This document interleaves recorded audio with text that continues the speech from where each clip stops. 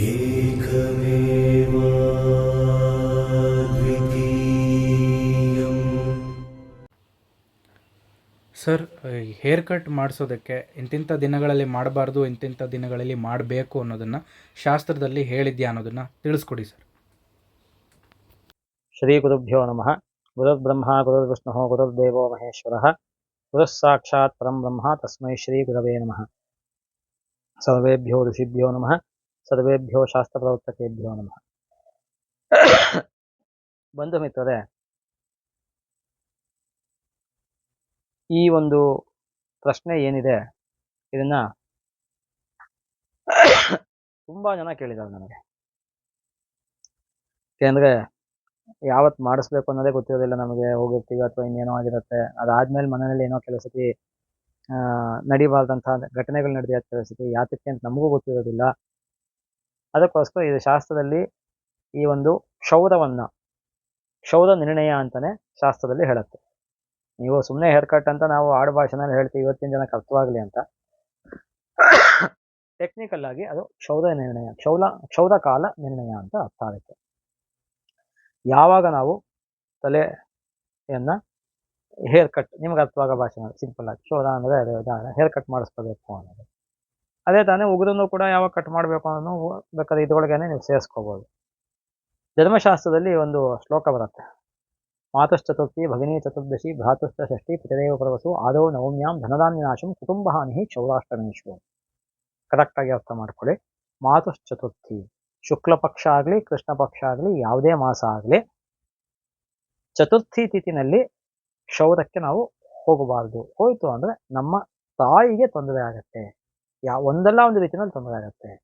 ಇದು ಯಾವಾಗ ಅಪ್ಲೈ ಆಗತ್ತೆ? ಎಲ್ಲವೂ ಕೂಡ ತಾಯಿ ಇದ್ದರೆ, ಅಣ್ಣ ತಮ್ಮ ಇದ್ದರೆ, ಅಕ್ಕ ತಂಗಿ ಇದ್ದರೆ. ಅರ್ಥ ಮಾಡ್ಕೊಳ್ಳಿ, ಗೊತ್ತಾಗ್ತಾ ಇದೆಯಾ? ಹಾಗಾಗಿ ಮಾತಶ್ಚತುರ್ಥಿ, ಚತುರ್ಥಿ ತಿಥಿಯಲ್ಲಿ ಶುಕ್ಲ ಪಕ್ಷ ಆಗಲಿ ಕೃಷ್ಣ ಪಕ್ಷ ಆಗಲಿ ಯಾವುದೇ ಮಾಸ ಆಗಲಿ ಮತ್ತೆ ರಿಪೀಟ್ ಮಾಡಲ್ಲ ನಾನು. ಚತುರ್ಥಿ ತಿಥಿನಲ್ಲಿ ಕ್ಷೌರಕ್ಕೆ ತಾಯಿ ಇರ್ತಕ್ಕಂಥವ್ರು ಮಾಡಿಸ್ಕೋಬಾರ್ದು. ಅದೇ ರೀತಿಯಲ್ಲಿ ಭಗಿನಿ ಚತುರ್ದಶಿ, ಅಕ್ಕ ತಂಗಿರಿರ್ತಕ್ಕಂಥವ್ರು ಚತುರ್ದಶಿ ತಿಥಿನಲ್ಲಿ ಅಂದ್ರೆ ಹುಣ್ಣಿಮೆ ಅಥವಾ ಅಮಾವಾಸ್ಯೆಯ ಹಿಂದಿನ ದಿನ ಕಟಿಂಗ್ ಮಾಡಿಸ್ಕೋಬಾರ್ದು. ಭಗಿನಿ ಚತುರ್ದಶಿ. ಭ್ರಾತುಶ್ಚ ಷಷ್ಠಿ, ಅಣ್ಣ ತಮ್ಮದಿರಿರ್ತಕ್ಕಂಥವ್ರು ಷಷ್ಠಿ ತಿಥಿನಲ್ಲಿ ಹೇರ್ ಕಟ್ಟನ್ನು ಮಾಡಿಸ್ಕೋಬಾರ್ದು. ಅದೇ ರೀತಿಯಲ್ಲಿ ಪಿತರೇವ ಪರ್ವಸು, ಪರ್ವಕಾಲ ಅಂದರೆ ಹುಣ್ಣಿಮೆ, ಅಮಾವಾಸ್ಯೆ ಮತ್ತೆ ತರ್ಪಣಗಳನ್ನು ಬಿಡತಕ್ಕಂತಹ ದಿನ ಇದು, ಮತ್ತೆ ಹಬ್ಬ ಹರಿದಿನ, ಇದಿಷ್ಟು ಸೇರ್ಕೊಳ್ಳುತ್ತೆ.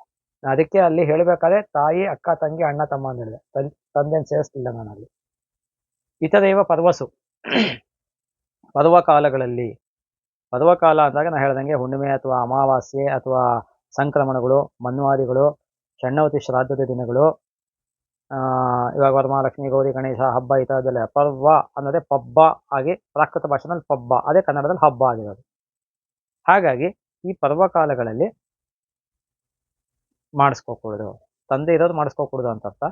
ಅಲ್ಲಿ ಹುಣ್ಣಿಮೆ ಅಮಾವಾಸ್ಯೆನಲ್ಲಿ ಸಾಮಾನ್ಯ ಯಾರು ಕಟಿಂಗ್ಗೆ ತಿಳಿದಿರ್ತಕ್ಕಂಥವ್ರು ಹೋಗಲ್ಲ, ಯಾರು ಗೊತ್ತಿಲ್ಲದೆ ಇರೋವಂಥವ್ರು ಹೋಗಿರ್ಬೋದೇನೋ, ಗೊತ್ತಿಲ್ಲ ನನಗೆ. ಹಾಗಾಗಿ ಈ ಎಲ್ಲ ಕಾಲಗಳಲ್ಲೂ ಮಾಡಿಸ್ಕೋಕೂಡದು. ಆದೌ ನವಮ್ಯಾಂ ಧನಧಾನ್ಯ ನಾಶಂ. ಆದೌ ಅಂದರೆ ಪ್ರತಿಪತ್ ಅಂದರೆ ಪಾಡ್ಯ ತಿಥಿ, ಹುಣ್ಣಿಮೆ ಆದ ನೆಕ್ಸ್ಟ್ ಡೇ, ಅಮಾವಾಸ್ಯೆ ಆದ ನೆಕ್ಸ್ಟ್ ಡೇ, ಈ ಪಾಡ್ಯದ ತಿಥಿನಲ್ಲಿ ಆದೌ ನವಮ್ಯಾಂ, ನವಮಿ ತಿಥಿನಲ್ಲಿ ಧನಧಾನ್ಯ ನಾಶಂ, ಈ ಧನ ಮತ್ತೆ ಧಾನ್ಯ ನಾಶ ಆಗತ್ತೆ. ಮಾಡಿಸ್ಕೊಳ್ತು ಅಂದ್ರೆ ನಿಮಗೆ ಧನ ದ್ರವ್ಯ ಎಲ್ಲ ನಾಶ ಆಗತ್ತೆ ಮನೆಯಲ್ಲಿ.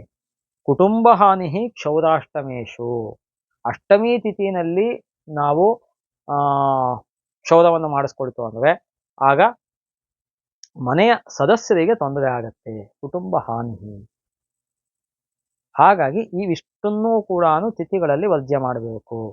ಇನ್ನು ವಾರಗಳಲ್ಲಿ ಯಾಕೆ ಏನನ್ನು ವರ್ಜ್ಯ ಮಾಡಬೇಕು ಅಂದ್ರೆ, ನೀವು ಯಾವ ವಾರ ಹುಟ್ಟಿರ್ತೀರಾ, ಜನ್ಮ ವಾರ, ಫಾರ್ ಎಕ್ಸಾಂಪಲ್ ನೀವು ಬುಧವಾರ ಹುಟ್ಟಿದ್ರೆ ಬುಧವಾರನ ಯಾವತ್ತೂ ಮಾಡಿಸ್ಕೋಬಾರ್ದು. ಅದೇ ರೀತಿಯಲ್ಲಿ ಇನ್ಯಾವುದೇ ವಾರ, ಶುಕ್ರವಾರ ಹುಟ್ಟಿದ್ರೆ ಆ ಥರ ಎಲ್ಲ ಮಾಡಿಸ್ಕೋಬಾರ್ದು, ಜನ್ಮ ವಾರದಲ್ಲಿ ಮಾಡಿಸ್ಕೋಬಾರ್ದು ಅನ್ನೋದನ್ನ ಹೇಳುತ್ತೆ. ನಮ್ಮ ದಕ್ಷಿಣ ದೇಶದಲ್ಲಿ ಸಾಮಾನ್ಯವಾಗಿ ಮಂಗಳವಾರ ಹೇರ್ ಕಟ್ ಮಾಡಿಸ್ಕೊಳ್ತಕ್ಕಂತಹ ಒಂದು ಪದ್ಧತಿ ಬಂದಿಲ್ಲ. ಆ, ಬಹುಶಃ ಲಾಜಿಕಲ್ ರೀಸನ್ ಏನು ಇದೆಯೋ ಇಲ್ಲೋ ನನಗೆ ಗೊತ್ತಿಲ್ಲ.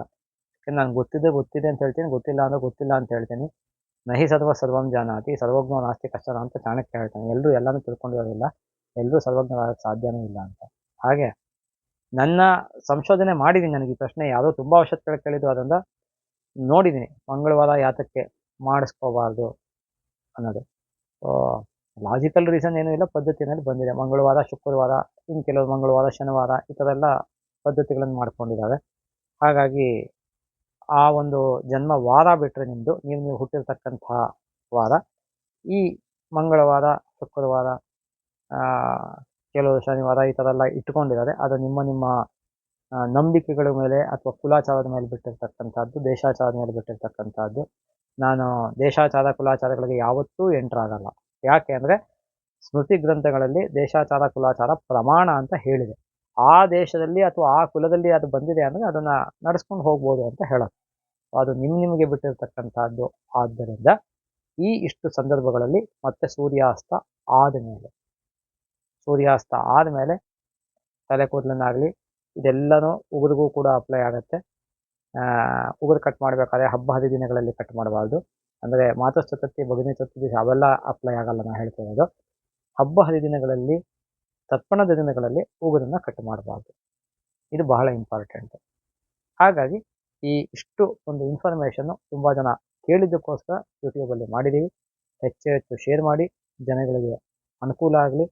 ಇದರ ಮೇಲೆ ನಿಮಗೇನಾದರೂ ಸಂಶಯ ಅಥವಾ ಪ್ರಶ್ನೆ ಇತ್ತು ಅಂದರೆ ವಾಟ್ಸಾಪ್ ನಂಬರ್ ಡಿಸ್ಪ್ಲೇ ಆಗ್ತಾ ಇರುತ್ತೆ, ಅದಕ್ಕೆ ನೀವು ಕಮೆಂಟ್ ಮಾಡಿ ಅಥವಾ ಪ್ರಶ್ನೆಯಲ್ಲಿ ಕೇಳಿ ಅಥವಾ ಮಾಡಿ. ಎಲ್ಲರಿಗೂ ಒಳ್ಳೆಯದಾಗಲಿ. ಸರ್ವೇ ಸುಜನಾ ಸುಖಿನೋ ಭವಂತು, ಸಮಸ್ತ ಸನ್ಮಂಗಳಾನಿ ಭವಂತು.